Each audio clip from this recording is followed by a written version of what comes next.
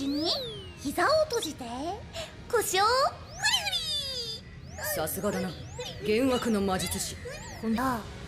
あなたたちのボスと今後の計画について洗いざらいゲロゲロしてもらっちゃおっかな。ほらほら、吐き出せ青春の悩み。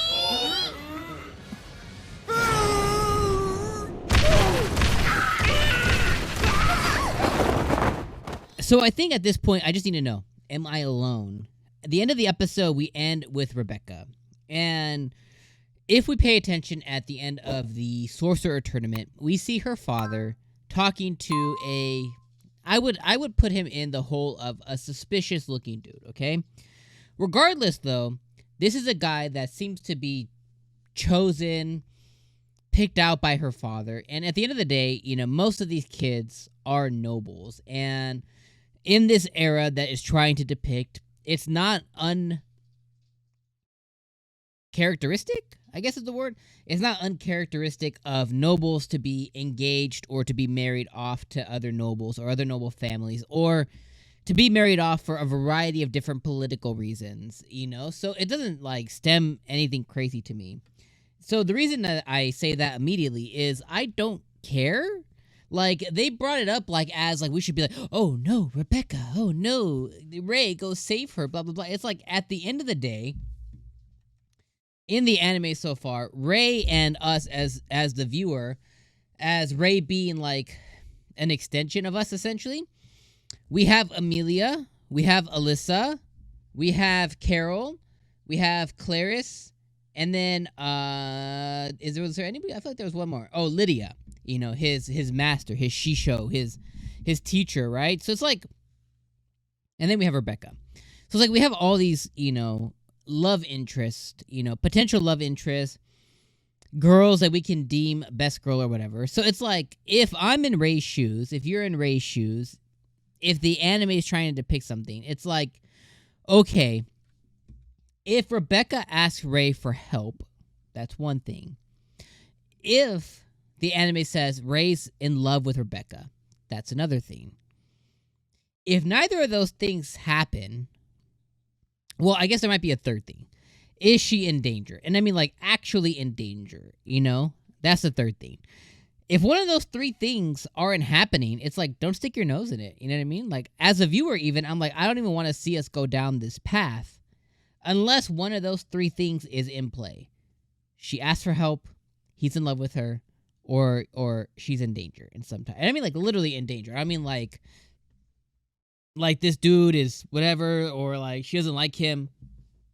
I mean, like, this dude is part of the evil organization that we're fighting or whatever, which I think that might be the case. This guy looks suspicious, so he might very well be in tandem in working with the Empire or something for the bad guys, essentially. If that's the case, okay, I understand it. But I'm telling you, if it's not one of those three situations, as a viewer, I really don't care about Rebecca. I understand that, you know, it sucks. She's being engaged off. It sucks for that to happen.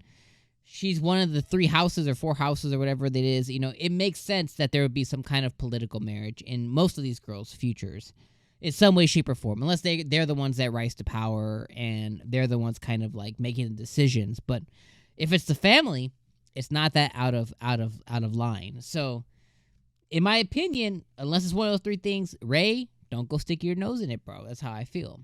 The rest of the episode, you know, it was okay. It was an okay episode. Like, I enjoyed it for what it was. I love seeing Amelia get injured and try and shake Ray's hands. That was a really cute scene.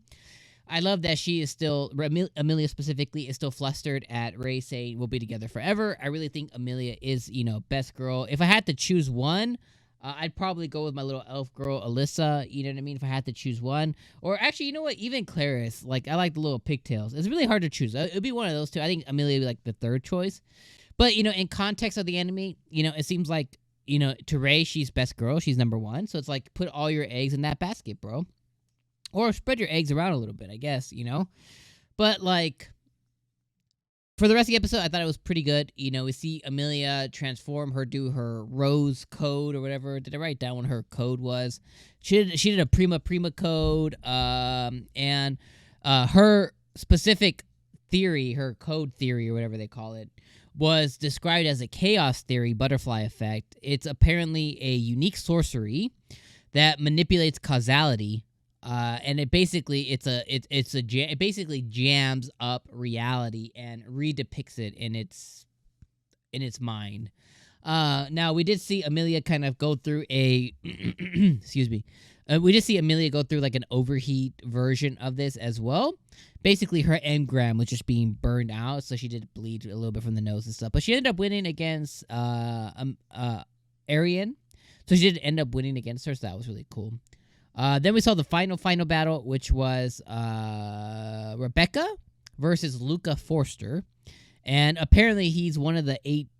Is it eight great powers, 4 great powers, 8 great powers, whatever? And apparently that's been passed down to him, so he's now considered the Deathblade Sorcerer.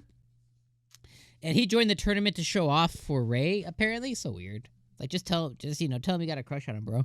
But he wanted to show off for Ray, and he threatens to beat him next year after Ray overcomes his overheat thing. We find out that Carol, this episode, she's called the Charming Sorcerer. So again, one of the 8 powers or whatever. So she charms people, basically into being mindless zombies, doing whatever she wants for them. The Empire has safety measures in place for their people that they caught, and they blow up their heads. Then we saw the end of the episode, and we saw them pitching a maid cafe for the event that's happening in the school for next episode, and they got the class on board for that. So next episode, we're going to get some ecchi. We're going to get some fan service next episode, and then we'll probably get the beginnings of whatever the hell is going to happen with this Rebecca stuff, and we're going to determine, do we care or not? Because right now, I'm in the camp of I don't really care about what happens to her. So we'll see what ends up happening officially. But that's all my thoughts. I think this is a good episode. 6 out of 10. Nothing special. It was a good episode. It wasn't bad. It was just it was an okay, good episode. Watchable. Got some Carol fan service here. Excited about that, And we got some concepts, and we found some additional info. But, it wasn't the most exciting thing in the world. But it was a good episode. 6.5 out of 10. All right, let me know what you guys thought. See you guys next week, my friends. See you for episode 10. Oh, my God. 10 weeks. Peace out.